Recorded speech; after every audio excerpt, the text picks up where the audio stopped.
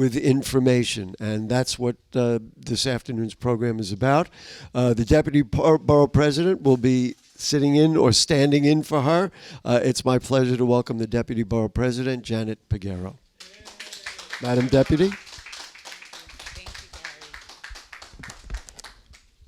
Gary.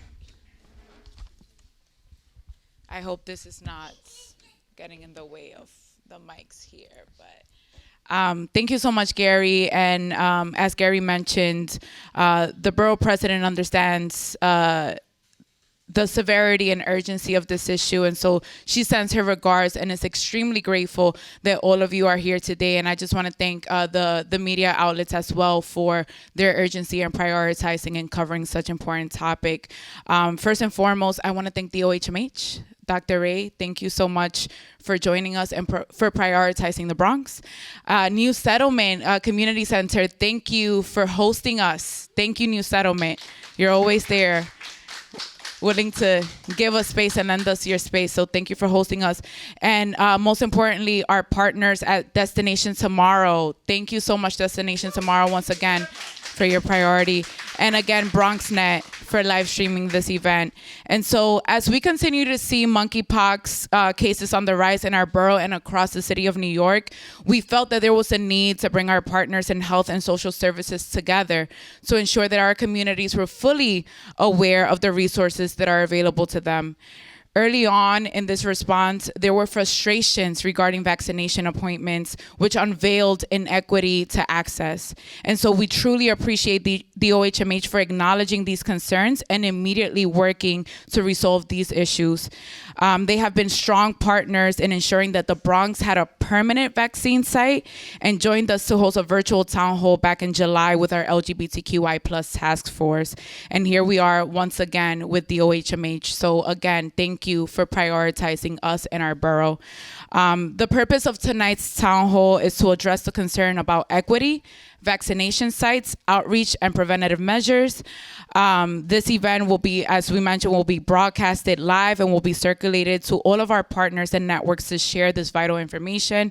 All of you are credible messengers, and so you must take this back. Everything that you learned here today, please take it back to your communities, to your neighbors, to your friends, to your colleagues. It's very important that we just spread this information widely. As you all know, the U.S. has declared monkeypox to be a health emergency. Governor Hochul and Mayor Adams both declared a state of emergency as New York City has become the epicenter of monkeypox. We've seen that the cases in NYC are increasing, and although anyone can contract it, the current outbreak has primarily affected networks of gay, bisexual, and other men who have sex with men, predominantly in the Hispanic community. Again, emphasis on equity. What does this mean for a city? It means that we need government at all levels to help not only slow the spread, but expand efforts to test, educate, and vaccinate. Our greatest priority right now is getting more vaccines for New Yorkers and ensuring an equitable distribution for us all. Low-income New Yorkers, communities of color, and those most at risk suffer most from our delay in responding to our public health care crises. There's a lot we have to do, there's a lot we have to learn, and we must learn from the mistakes that we made early on with the COVID-19 response, and we cannot repeat those mistakes today. It is up to us to protect the most vulnerable in our communities, and again, I just want to emphasize and thank our partners once again for building community and community galvanizing and prioritizing once again our borough and ensuring that our Bronxites have the education that they require and deserve. Thank you so much. I will say a few words in Español, if allowed, okay? De nuevo, estamos aquí para presentar la información acerca de la vacuna, síntomas y métodos de prevención contra la viruela del mono. La viruela del mono ha sido declarada como una crisis nacional por el CDC y el virus se propaga mayormente a través del contacto físico entre personas. En este momento vemos que ciertos demográficos están siendo más afectados que otros, como los hombres que tienen relaciones con otros hombres, mayormente en la comunidad hispana. La oficina de la presidenta del condado del Bronx, Vanessa Gibson, ha estado luchando para asegurar que los recursos disponibles para combatir este virus son distribuidos equitativamente. Nuestra presidenta y 4 de sus colegas le escribieron al CDC exigiendo más vacunas para nuestra ciudad y lo logramos. El CDC prometió enviar 80,000 vacunas a nuestro estado. También tenemos 2 sitios de vacunación permanente en Lincoln Hospital y Bronx High School of Science. También queremos reconocer a nuestros colegas en esta fuerza, Destination Tomorrow, que funciona como un pop-up. Gracias, Destination Tomorrow. Temporada donde también pueden hacer citas para vacunarse. Las citas se pueden hacer a través del portal del Departamento de Salud o llamando al 877-829-4692 y pulsando al 2 para hablar con alguien en español. Gracias a todos por estar aquí, a nuestros asociados quienes nos ayudaron a crear este evento y de nuevo se lo paso a Gary. I'll turn it over to Gary. Thank you again. Thank you, Madam Deputy. We appreciate it. One of the most important organizations in our home borough of the Bronx is Destination Tomorrow. They do so much for so many people, and it has been so badly needed for so long, but they're here now, and we're not going to look at the past. The destination is tomorrow. So we will bring on the Chief Development and Program Officer, Sage Rivera. Nice to have you with us, Sage.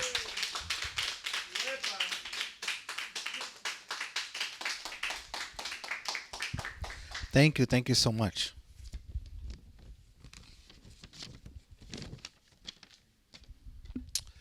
So once again, I want to start off with gratitude and thanking the Bronx Borough President's Office for having this important engagement for the community. Also, our new friends at New Settlement for hosting us, and all those who are here right now and watching. Working at Destination Tomorrow, the Bronx's LGBTQ center, one is privy to many conversations being had about the community, while also being privy to instances where the LGBTQ community is being left out of the conversation. Okay? It is because of this issue pertaining to how this illness disproportionately affects the LGBTQ community that we need to look at what access looks like for the community as a whole, right? From our vantage point, too many LGBTQ people have been left out of that conversation, particularly Black and brown individuals, okay? It is in our communities who don't have access because they are expected to have up-to-date technologies with bandwidth to be able to manage systems that glitch to begin with, but then after getting past that glitch, also having the time to wait there and reboot and restart the system to finally get a slot in a place or location that may not be that easy to locate or get to begin with. Okay? It is also unfortunate the skim outreach or education that's been out there for these communities to engage in many cases, only available in English. Education is essential, and messaging must be consistent. And although this may be an issue prevalent to men who have sex with men and people of trans experience, this is a skin-to-skin contact disease, and outreach and education should reflect that. Outreach and education should reflect that and not contribute to stigmas that are very dangerous and led to mistakes that have been made in the past. We know that access is being improved on little by little, and speakers bureaus like this are very, very important. And something like this speaks to the urgency that this portrays. We know that vaccines are now being released in higher numbers, but they need to keep getting out there and accessing to communities in ways that I won't say easy, but are in a more streamlined flow with people who speak the language of the community. So that's why I want to say thank you. At Destination Tomorrow, we're entering our second week of vaccination. So for those who are part of the community, they can access us all 5 days of this week between 10 and 5 p.m. You can just call us, and that easy. You make an appointment. You don't have to reload or go online or anything. We'll make an appointment right there live and in person. We're also available today if anybody wants to make an appointment. Y también hablamos en español. Para quien necesita vacuna, Las vacunas están disponibles en Destination Tomorrow, el Centro LBGT del Bronx. Y muchísimas gracias por tenerme. Thank you so much. Thank you so much, and thank you for everything that you do. I do want to mention, just as Sage exits here, if you see the table that's outside, there is some excellent information from Destination Tomorrow, and I'm urging everybody who's here to pick it up, because not only do you get a little bit of information, but there's a ton of really good links and really good access numbers and all the things. So if you need to follow up, or God forbid you have somebody who may be infected, these are the people to get started to call. I want to introduce the doctor who's going to be our keynote speaker.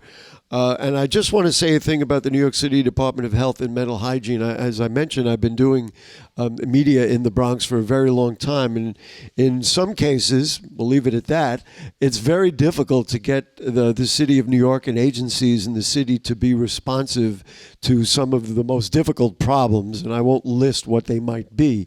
But what I have found, especially through the last few years of COVID and other things, that the New York City Department of Health has made an incredible effort to do outreach, to reach out to us, to provide us with information.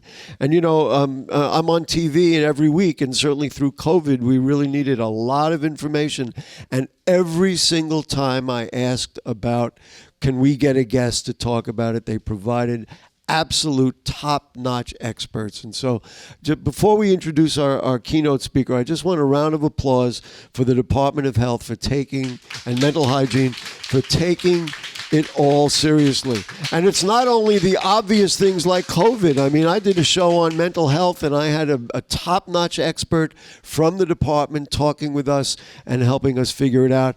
And boy, oh boy, we're so tired of this not 62 business, with the Bronx being the least healthy county in the state. I'm just nauseated by it. That'll make me sick to begin with. We're done with that, you know? We have all these wonderful resources, and it's time to continue to coordinate them. So on that note, I'm going to bring to you the Director of Data and Analytics for Childcare from the New York City DOH and MH, that's the Department of Health and Mental Hygiene. My pleasure to welcome Dr. Dee Ray.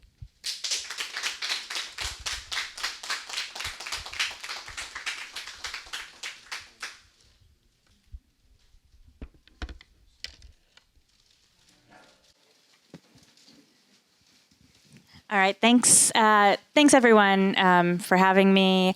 I want to thank the Borough President's Office. I want to thank Discover Tomorrow, and then I just especially want to thank everybody who's listening out there in the Bronx, who will hopefully learn or will help us share some accurate information about monkeypox. So just a little bit about me. I'm Dr. Ray. You can also call me Dr. Dee. I do have a day job in data, but I also work a lot in emergency preparedness and response, and I've had a variety of roles in the monkeypox response, talking to doctors, talking to patients who have monkeypox, talking to communities in events like this. And I think, going through a lot of sexual health delivery, in addition to monkeypox, because we know that, none of these problems, none of these emergencies ever happen alone. I will start by saying that I really appreciate all of, the kind words about the health department. And, we love to hear those kind words, but we also know that we have to do better. And if we do better today, we have to do better than that tomorrow. And that's part of why we're here. So I'm going to tell you a little bit of the basic information about monkeypox, and then give you a chance to ask me your questions. First of all, monkeypox is it's a virus that we've known about for a long time, but the way that we have COVID variants, there is a new mutation in monkeypox that makes it act differently from the way that we've seen it before. it wasn't like a widespread common human disease before, and now it is transmitting a lot from human to human. There are about 11,000 cases in the country. That's about a third of the cases worldwide, and the cases are growing very quickly. I think we heard about, how it's sometimes easy not to recognize a disease when it's not, in maybe necessarily your family or your immediate neighbor. But this is something serious. And, although it's emerging in, communities of men who have sex with men, their social networks, at certain times, I always say emerging diseases have to emerge somewhere, right?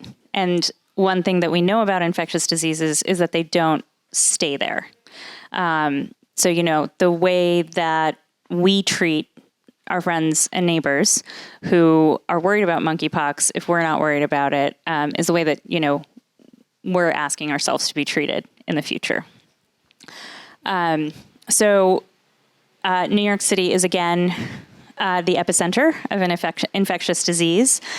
We have about 2,400 confirmed cases of this disease. We have 310 confirmed cases in the Bronx. But as we often see when we report these healthcare numbers, I can only report to you what we've measured. So if people don't access healthcare, if they don't get a test, we're not going to be able to measure whether they turn positive or not. And I think that's something that we're going to be working on. So what does this monkeypox virus look like when people get it? So the monkeypox virus can initially present with, like a bad cold, fever, chills, but it doesn't always present like that. And the characteristic of monkeypox is that it involves kind of spots, little like a rash with little discrete spots on it. These spots can look a lot like all kinds of other spots. I don't know about you, but I get a ton of rashes in the summer. And it can look like other rashes. It can happen at the same time as other rashes. And so it can sometimes be very difficult to diagnose. We have, I think the thing about monkeypox is it's been described as not that serious, right? And although we're not seeing a lot of people dying of monkeypox, it can cause a lot of discomfort and pain, and it can last for several weeks. I think I'm telling you a lot of scary things about monkeypox. I think that the transmission of monkeypox is something that there are a lot of questions about. So can I get it by sitting next to someone who has it, right? If someone, is there a way like COVID where it can be transmitted by people who don't even know that they're sick? And luckily, that's not something that we're seeing a lot with monkeypox at this time. So we're really thinking about very close, prolonged skin-to-skin contact. So some of this is happening through sex. That's one form of very close skin-to-skin contact. I think, in households, we've seen a very little bit of transmission where there's close skin-to-skin contact. Who is at risk? Right now, as we said, it's in communities of men who have sex with men. Also, their networks, including trans, non-gender conforming, and non-binary individuals. So we are recommending right now that, that the highest risk sexual activities be limited just in the context of this disease. And again, that's because that's the way that we're seeing the disease being transmitted right now, and that could be different tomorrow.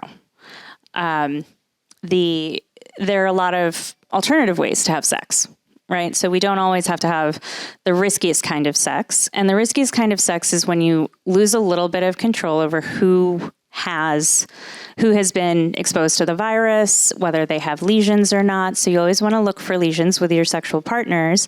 And, if you know of a person who, that you've had contact with who've had especially high risk sexual contact, you want to get tested as soon as possible if you notice a new lesion. The CDC has a lot of great guidance about, other ways to be intimate that are not involving direct touching. And I think that, it's important to kind of separate monkeypox from the act of sex and the act of intimacy. And to acknowledge that there's like a physical way that a virus goes from one person to the other, but that has nothing to do with the relationships that people have amongst each other. I think that there are a couple of, some individuals have a greater risk if they do get monkeypox. And so we're especially recommending that if those individuals can, that they get vaccinated. And those are individuals, first of all, individuals who are above 18, who, again, are in the community that we've described, and especially those who have contact, that sort of sex that we described, group sex, sex at sex parties with individuals you don't know, with multiple partners.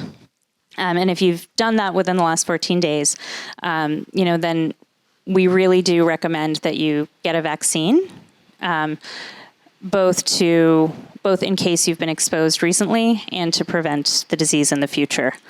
If you have HIV or if you have conditions like eczema or atopic dermatitis, that can also be an additional risk on top of that. So we especially recommend that you try to get a vaccine. I think that we mentioned the vaccine sites at the Bronx Health and Science School, which is open on the weekends. Also, Lincoln Hospital at Health and as part of Health and Hospitals is also offering permanent testing. We're working on more, right? And we're trying to recruit providers that aren't necessarily city providers or big hospital providers, in maybe settings that haven't always been friendly to people who live in the Bronx, right? And that's something that you should pay attention to because there is more information coming soon. And just briefly on monkeypox, because I don't want to keep talking, and I want to give you guys a chance to talk. It is something where I said it can be very painful. It can be itchy. It can be, and I'm talking about like itching that is really disturbing and interferes with your daily life. And so there are treatments that we can give for that are just supportive, but there is also a treatment for monkeypox that we're scaling up and many providers are offering right now. I'm happy to answer any questions about that. And with that, I will give it to you for some questions. I'll ask a couple of leading questions. Thank you so much. The first thing which is on everybody's minds, because we've all lived through it, when COVID hit, and we don't want to look back because it happened what happened, but we didn't know a lot about it, and it took a very long time, and unfortunately we lost many people along the way while we were trying to really figure out what we needed. And secondarily, imagine now where you say, well, wear a mask. You wear a mask. We didn't have enough masks. Certainly the health systems were going absolutely crazy looking for ventilators. We all remember all that. Do we have the resources now and the knowledge base now to deal with this, or is this another situation where it is still kind of developing because of the newness of it? And I will tell you, other than maybe hearing the word somewhere, I had never heard of it being a danger to any of us until, very recently. Mm-hmm. Yeah, thank you for that. I heard somebody say 11,000 cases, and it's a large number. So I think we learned a lot from COVID. We're, of course, always with a new disease. We're always going to be learning something new. And, what we know today might not be exactly, the advice we give tomorrow, right? I think that's already happened a little bit. I think that we initially, especially in an effort to avoid stigma, but, initially we also didn't understand the major ways the disease were transmitted. But now we do have explicit guidance about limiting sexual partners, especially if you're in a group that is, or having sex with someone in a group who is at risk. What did we learn from COVID? I think one of the biggest things we learned from COVID is that we can't do this alone. There's distrust of us. There's distrust of healthcare systems that is justified in many cases, and it's on us to earn that trust back. But it's the way that we do that is not by staying far apart, staying in our office, and looking around at the Bronx. Right, the way we do that is together, side by side, through shared leadership as much as possible, but by working together with our community partners. I think that's why this event is so special today.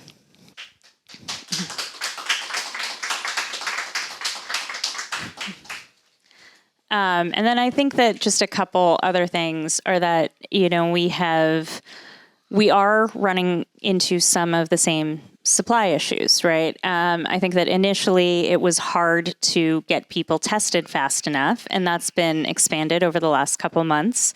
I've been working on the response for a little over 2 months now, and so I'm really heartened to see that. There are still issues around, I think the vaccine is the biggest one, right? Like, we want to distribute the vaccine as equitably as possible. We want to listen to you. We want to listen to people who need the vaccine in terms of how we distribute it. But, in terms of the amount of vaccine that we distribute, that's something that we don't have as much control over.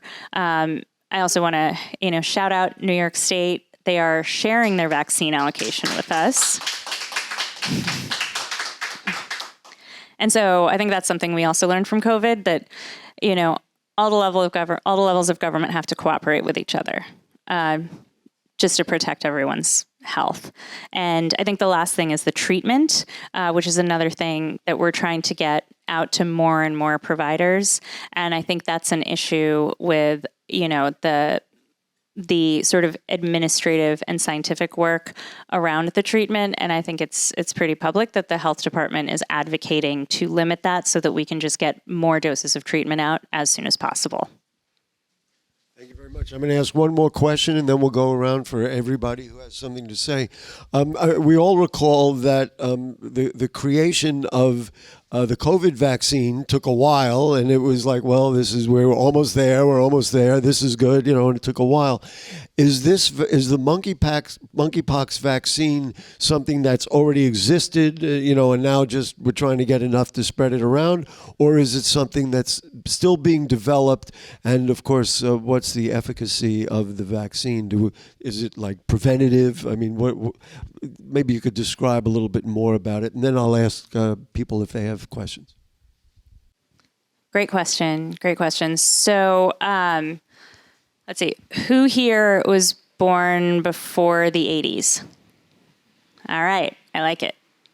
So you may have gotten a vaccine for a disease called smallpox, which is similar in many ways to monkeypox, right? And it turns out that the vaccines that we've developed against smallpox are very effective against monkeypox. Now, we have a lot of effectiveness data on how good they are against smallpox. We're learning more and more about exactly how effective they are against monkeypox. I think that there's a couple different ways that we give that vaccine. And I'm sorry, I'll go back to something you said initially, like unlike the COVID vaccine, this is also not something that we just developed. This is something that's been around for decades and decades. So we're not going through the same trial and error. We're not going through the same learning about the virus learning about the vaccine and how it works. So the way we give the vaccine is there are a couple of different things that you can do with the vaccine. So one of them is the traditional prevent disease, just like we had with the COVID vaccine. You get your dose 1, you wait at least a month, you get your dose 2, you wait 2 weeks, you're fully immune, right? And that's sort of the traditional way. That way doesn't work that well when you have such a limited supply. So another way we give the vaccine is if you know you have been exposed. So let's say you had sex with someone, and then a week later they tell you, I have all these sores all over my body. Maybe they tell you they had the sore while you were having sex, and they didn't notice it. And you've been exposed to someone in a short, within a short period of time. So we can give it as post-exposure prophylaxis, meaning you've already been exposed, but what we want to do is either prevent you from getting the disease, or we want to make it less bad if you do get it. And that's the model that we're using right now. So,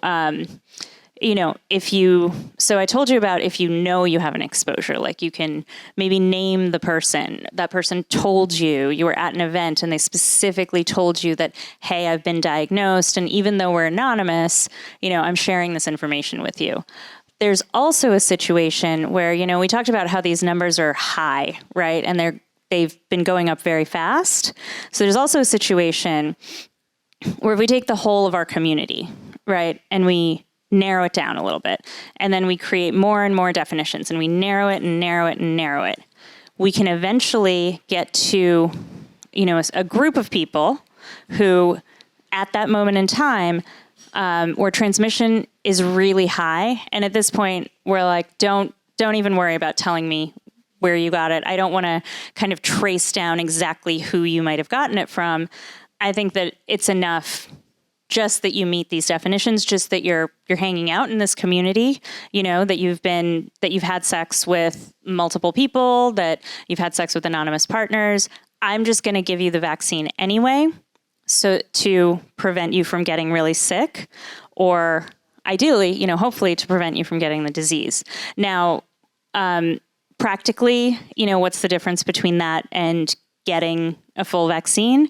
I mean, for the person getting the vaccine, it doesn't make that much of a difference.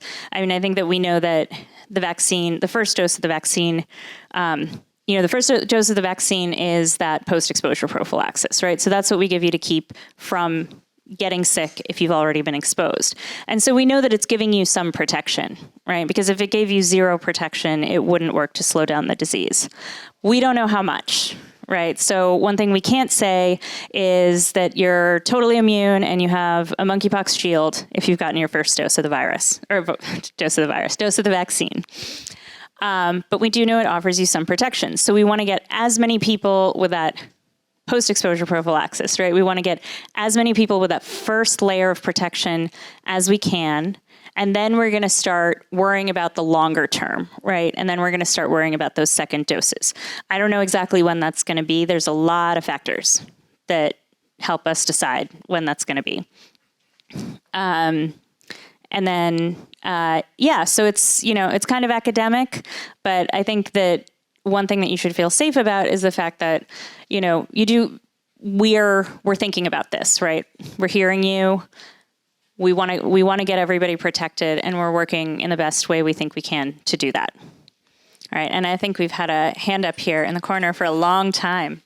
Let me just get enough cable to get to everybody here. Excuse me, I'm sorry. All right, now, you had a hand up. All right, I'll get to you. My name is Kim. Come close to the microphone.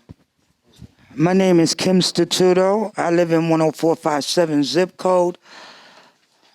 I don't know if what I'm hearing is correct enough, but this is sounding like when we first heard of HIV and AIDS, the way that it's being am I wrong here? The way it's being transmitted or transferred, or because that's what I'm thinking I'm hearing, and I don't want to be incorrect about it. Like, I'm 62. Do I need this vaccine, virus shot, whatever? I did have smallpox when I was growing up. So am I at risk? And no, I'm not sexually active at all. So what does that mean? What a great question. And I was thinking the same thing, because having covered HIV and all those problems, we heard the same thing. So there are definitely parallels with HIV. And I think that, especially when we think about some of the stigma and the fear and, The worry about going to your doctor, for an individual who's worried about monkeypox, like, will my doctor fire me? What's going to happen to me? What if somebody finds out I went to get this test? I think that is really similar between HIV and this virus. Now, there are differences. One is that this does, fortunately, self-resolve in most cases. Although it can be very painful, right now it's not causing deaths, which is, a small comfort, right? But it makes it much better than HIV. I think the other thing is that, at the moment, sexual transmission is the biggest driver, right? That's where we're seeing the new cases come out now. If you think about HIV, right, sure, there were, maybe men who had sex with men were getting HIV initially, but if you look around the world right now, it didn't stay that way, right? There are tons of other groups of people living with HIV. And I think that, right now, you probably don't meet the criteria to get the vaccine, right? But I do think that, this is something where things are always changing. So if you heard something a month ago, you maybe want to check out our website or check out more talks like this to get some updated information. And I'll just plug our website here. It's nyc.gov/monkeypox. So it's pretty easy. Great. And Destination Tomorrow will take your call. Your doctor will take your call, right? I mean, and don't think that you're alone. It's so important. And I keep thinking of what the Deputy Borough President said about equity. We're so tired of them, not us. I mean, I'm done with that. So you had your hand up. Hi. Hello, everyone. I'm Grace Rivera of the Osborne Association. I am going to just say this because it needs to be said. This is definitely a repeat of the same tactics, the same strategies, and they have no other choice but to do this. Here's my question. With COVID, it came with test and tracer, ultimately. Can the same thing be obtained? Because there's this question that is so uncomfortable to hear, and I'm going to assume that your gender identity is heterosexual. That's where the problem comes. I believe that when we start bringing these moral and gender identities and completely just focus on that, I think everyone in this city knows where the beginnings of how and where it was actually started. As we've all known, nothing stays the same and stays anywhere. I'm more concerned about your office, Borough President's office, about outreach. Us people who work in these organizations, such as Osborne, every day there's up to 900 individuals being released from prison. Let that number sink. That's every day, 900 people. And they have to come to obtain services somewhere. And usually it's Destination Tomorrow, it's Osborne, it's Fortune Society, and so on and so on and so on. I'm more concerned about the outreach because to have this woman stand up and have to ask if she is eligible to take the shot, and you have to almost take a step back and say that she should be evaluated. No offense, ma'am, you were able to be honest with us and say that you're not active. What about the people who ain't gonna tell you they active? Okay? What about the people who are not gonna tell you that they come from whatever marginalized community? We have seen this before. It started with GRID, not HIV. It started with GRID, and then it started once we came with a name for it, HIV, and then we went through, don't forget, Hep C. We've seen all these functions happen time and time again. If there's one thing that I would say as an outreach person who goes around this state, but let's keep it in the Bronx, for those who go to these treatment centers, for those who, I have a staff of navigators who meet people at the bus stop when they're being released from Rikers, when they're being released. And we know a lot of times for survival, they run to 42nd Street, they run to wherever their marginalized have to survive. And then somewhere along the way, they leave that alone, and then they come to your community and your community. And now we're all functionally gone crazy now. And that should not be how this is. Chance to respond. So the question is outreach. I mean, part of it is what we're doing today. I mean, this. Really, because what I'm saying, outreach with test and tracer, there were crews being done with it. I had them. I had 12 crews of people in front of subways, in front of clubs, and so forth. We cannot do outreach by just word of mouth, okay? We need some money behind this. If that means borough president's office, if that means Department of Health, where you can make recommendations, because we know that's all y'all can do. But make those recommendations where outreach teams, because we're the ones you're gonna call. We're the ones you're gonna call. You're gonna call Destination Tomorrow. You're gonna call CK Life. You're gonna call all these organizations that deal with people of marginalized communities. It's not about waiting. Let's give her a chance to speak. So, 100%. And thank you for telling us the thing. I mean, we, right now we're doing outreach. We're doing some outreach. We're working with community organizations to sign people up for vaccine, to spread the word, in sex clubs, and at sex parties, in different kinds of situations. Who knows about this? Because I don't. Who knows about what you just said? I hear you, but where's that documented at? Where's that documented? Oh, sure. Okay. And I do know about there are mobile vaccine units that are actually mobilizing now to make sure that those demographics get vaccinated. Tonight they'll be at $3 Bill. They'll be vaccinating people there for that community as well. That's house and ballroom. So there are making efforts and strides to making sure they meet the deliverables that the community needs. So I do know about that, and just use your resources with you. Okay. And I want to thank the audience for that. And yeah, I mean, you know what, I think some of the stuff is listed on our website, but we want to, like you said, support the organizations that are doing this every day. And if that means that that you or other community members or other community organizations want us to shout it out more, to go to different places, if there's somebody new you want us to work with, we're open to it. And we want to hear it. Department of Corrections. Okay, we'll follow up on that. Yeah. Thank you. Other questions in the back? See how much water we have here.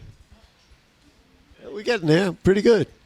Hi, Nia Clark from New York One. So there have been some reporting about the possibility of some government agencies or also, organizations potentially splitting doses because there are more people who are eligible for the monkeypox vaccine than doses available.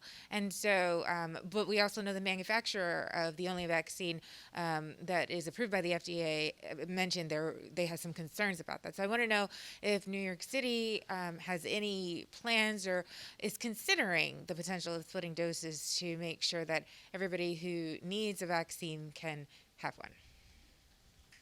Thank you very much for the question.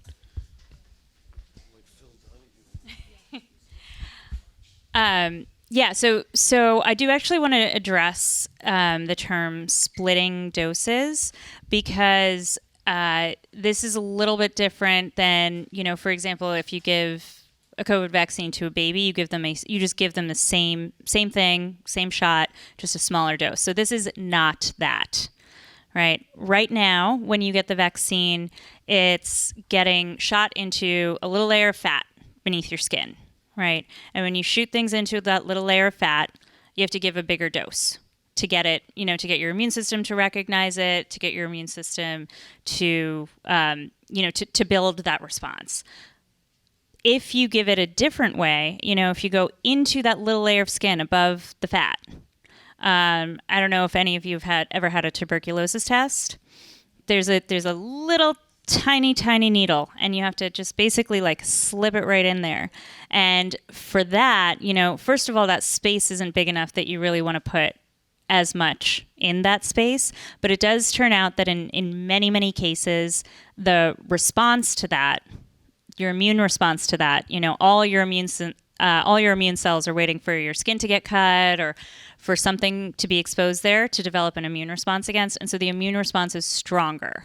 And I think whenever you have a stronger immune response, there are concerns. There's concerns about scarring. We know that, a stronger immune response in the skin, right, can create scarring. I think for people of color, I definitely know for me, right, I scar horribly. Right. Like if I was not wearing this makeup right now, you would see lots of little bumps, and I think I fell here once and I had to get stitches, and it's like you can see it clear as day. So I think those are all concerns. So at the moment, we're not giving this mode of giving the vaccine, and that is called intradermal. Right. So intradermal means in the skin.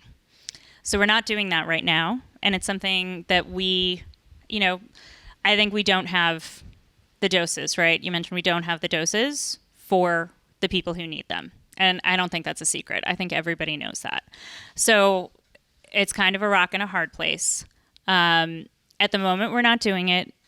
If we do decide to, we're not going to decide alone. And we're also going to make sure that we explain why we made that decision and what the costs are and what the benefits are. Thank you for the question. Other questions? Let's go. Well, we want to make sure it gets on tape, so that's why. Sorry. Hi, Teresa from Channel 5. Just a question. Can you be asymptomatic and have monkeypox, just like you can with COVID? Thank you.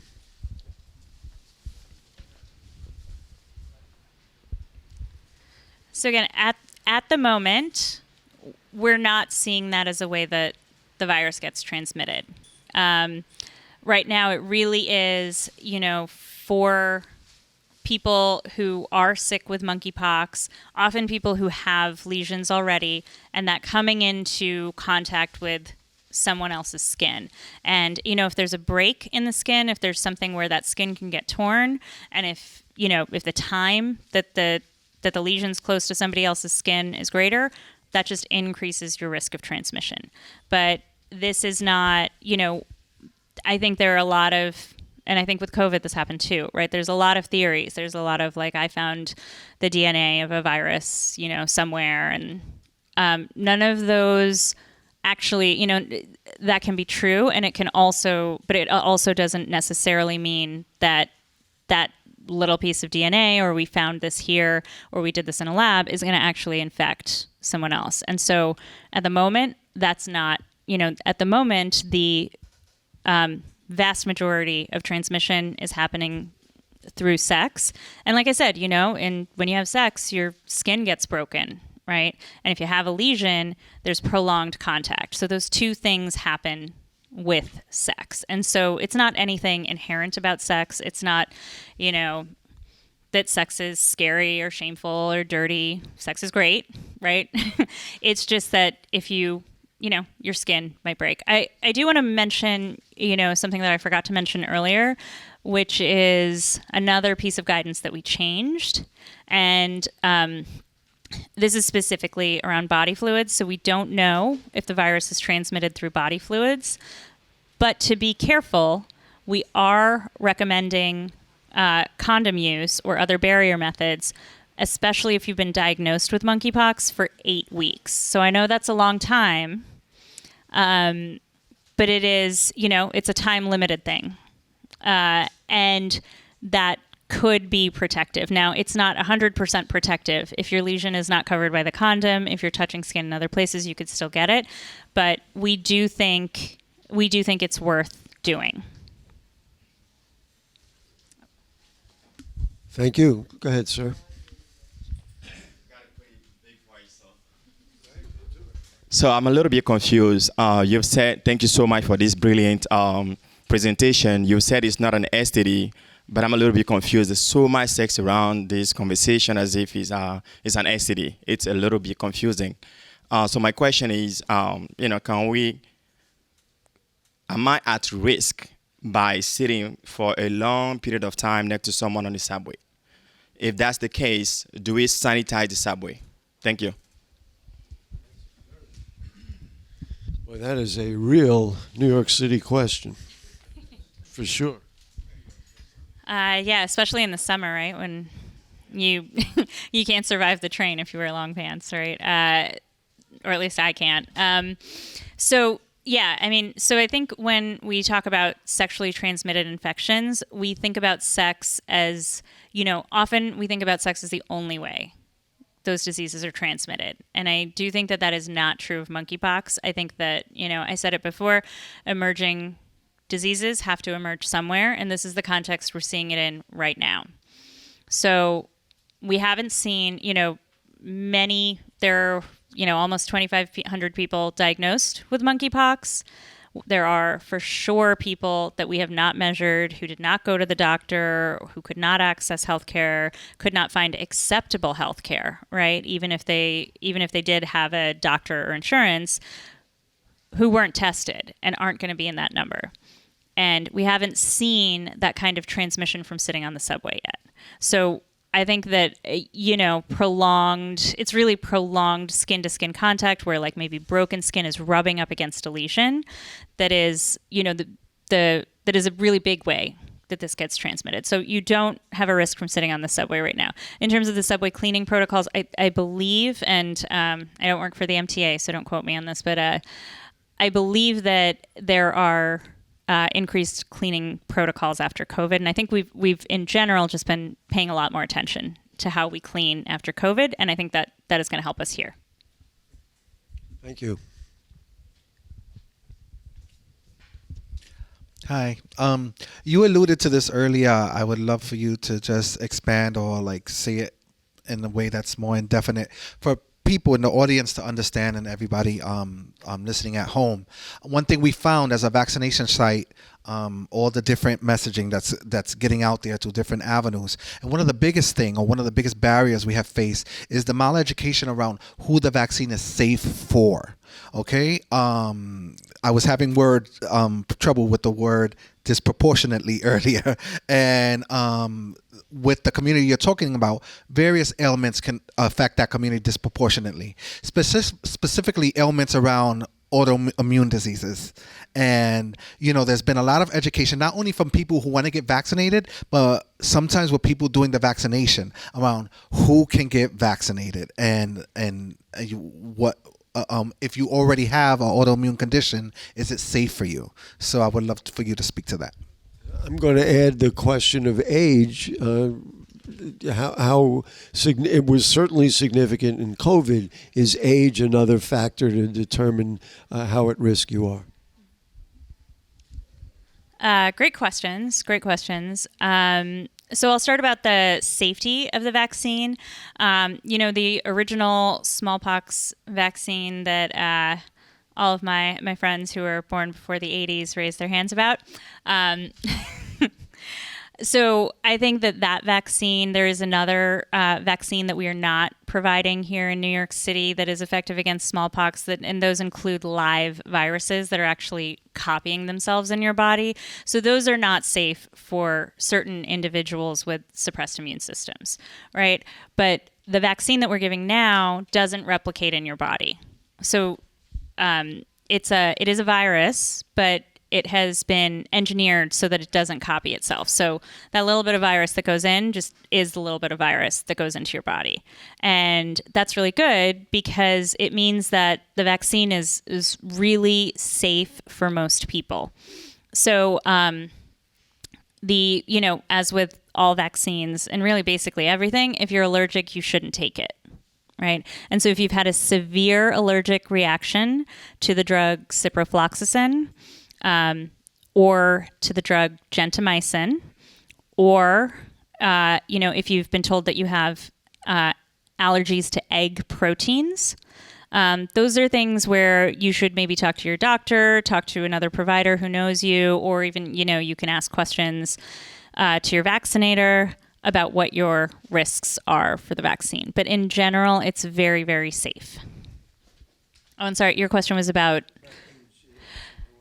age is not something that we're seeing in particular as a risk in monkeypox that makes things worse. I think, like I mentioned, certainly if your immune system is weakened in any way, your response to the virus, may not be as great. If you have HIV, we don't really know the way the virus itself interacts with you if you have HIV. Certainly if your HIV is not controlled, then that'll weaken your immune system. If your HIV is suppressed, then we're not 100% sure yet. So we are asking you to think about, really seriously think about getting that vaccine if you're eligible. And then I think I'll address the autoimmune. So some kind of skin conditions that are autoimmune can make monkeypox worse. And then again, if your immune system's suppressed, I have an autoimmune condition, but my immune system's not suppressed. But vaccine is okay. Thank you. Other questions? Anybody else? I'll ask another question. Why now? I mean, do we know why this is happening now? I mean, people have been having sex and having relations of all sorts for many, many years, and all of a sudden it shows up. Do we have a sense of why or how this happened? Well, it didn't happen because of sex. I'll just start there, right? I mean, I'm probably not, I don't know, I'm speaking on behalf of myself here, but I think that, climate change certainly had something to do with it. We're seeing more, great question. So we got asked, why is that? And that's because, many of these diseases that live in animals, actually may not even make the animals that sick. But as you, change environments, as you push people closer to these animals that once had a habitat, as temperatures change, so different wildlife or different distribution of living things, right, in different environments changes, you can get the crossover of these viruses. And that's probably what happened with monkeypox. In certain areas of the world, rats and other rodents can get monkeypox, and it kind of travels around their communities. It doesn't usually transfer to humans. The virus usually isn't able to transfer to humans, but every once in a while, and just through random mutation, the virus can develop the ability to transfer to humans. And if there's a human nearby, that's when you run into trouble. So that's probably what happened here. Is fascinating. Any other questions from the folks who are here? Okay, come on up.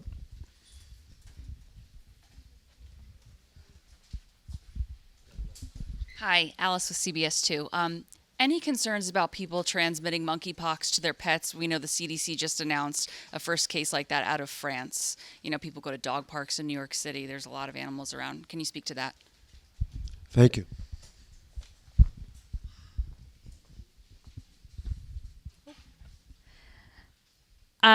There is a concern that, if the disease went back to an animal and it could infect, an animal like a dog, then that could be someplace where, you'd have to get rid of the virus. You'd not only have to get rid of the virus in humans, you'd have to get rid of the virus in dogs, right? If it can travel between humans and dogs. And that's a pretty scary situation. For that reason, if a person does get monkeypox, we do recommend that they isolate, and we do recommend that they, avoid that kind of very, very close touching, I mean, I don't know who will admit it, but if you kiss your dog and you have monkeypox, don't do that,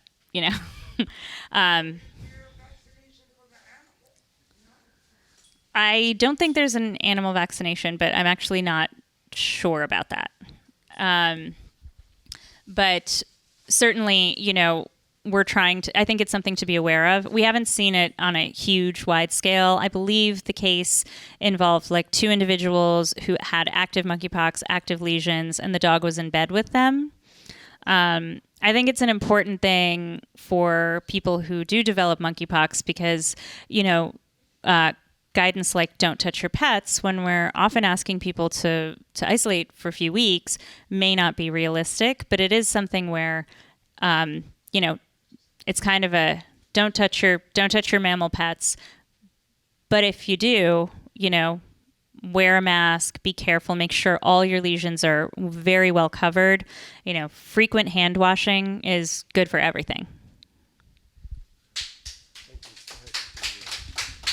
All right, we'll just do one final question, and I'll do something on behalf of my colleagues in media. So let's sum up and give them the soundbite that they want. What is your bottom line message here to the general public about monkeypox?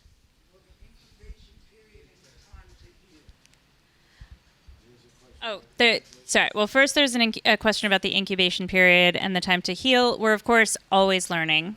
This is different than the monkeypox we've seen studied before, but the incubation period can be up to 3 weeks, and we know, that's something we know. Whether it could be longer, we don't. We haven't seen that in a lot of cases, but we can't 100% rule it out. And when do you get better? It's when every one of your lesions, and these are kind of deep-seated lesions that go deep in the skin. So you have to wait till your skin heals up. Like if you ever get a cut or a scab, the skin kind of heals up from the bottom, and eventually the scab just kind of falls off. And there's a whole layer of skin. There's a healthy layer of skin underneath. And that's what we're looking at with monkeypox for all the lesions. So that can take several weeks.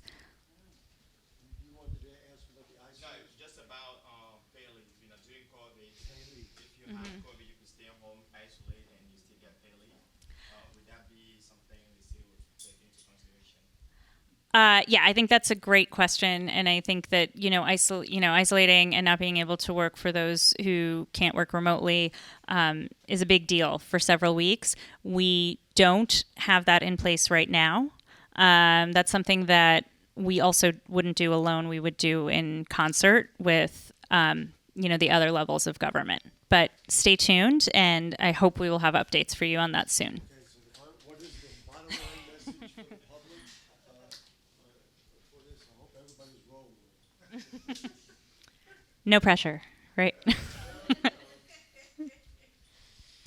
Tell me if I have like a booger hanging out of my nose or something. I don't want to be.